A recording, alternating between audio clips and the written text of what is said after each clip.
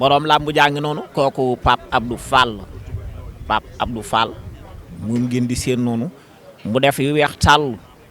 nii la ñëwee tey ci aljuma ji mbokk yi ak Tibeuze Mamady ngi noonu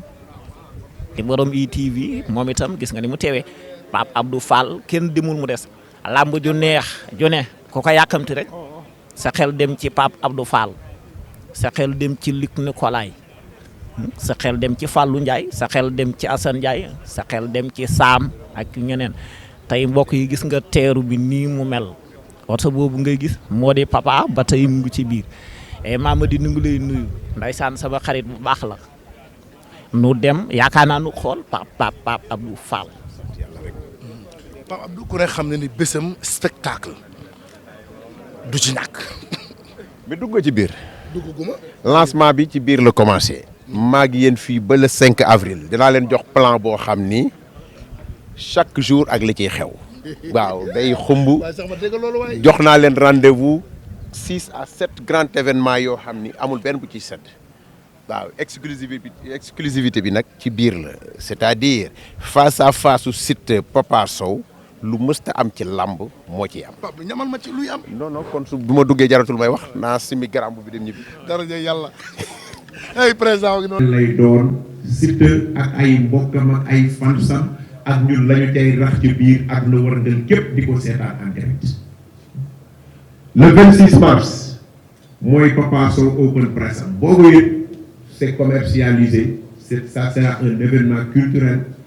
ak lañ cay def ak la cay xew yëpp Papa Sow ak ay mbokkam ak fañ koy defe ñun ñoo koy choisir parce que bu njëkk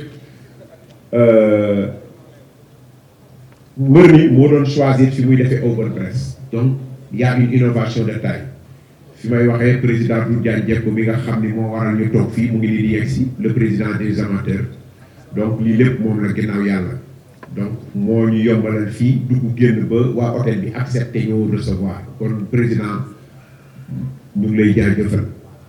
bu ñu paree loolu le 3 avril am na benn plateau de veille du combat boo xam ni techniciens yi yëpp danañ ko def ci diggu arène nationale boo xam ni boroom xam-xam yi màcc ci lamb yëpp dañ koy def seetaan ko en direct incha allah le jour J mooy le 5 avril mbooloo mi loolu laa di woon dinaa leen ko tëngal ñu ànd jàppalante ci ma leen di waxtaan ak yéen waa presse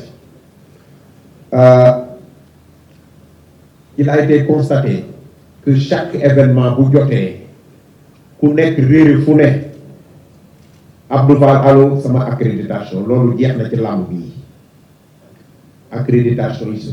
ça ressort de mes prérogatives, de mes responsabilités. C'est à moi de choisir qui accrédite. Donc, il n'y a pas de pression à mettre sur moi, parce que la pression n'aura pas de place. nañ leen jàppalante ci loolu ñii liggéey gis nañu leen xam nañu leen d'accord il y a la presse de l'information il y a la presse pour l'information mais am na ñoo xam ni seen bopp la ñuy liggéeyal kon ñi nga xam ni seen bopp la ñuy liggéeyal la logique voudrait quand même que ku nekk taxawu sa morom jàppale sa morom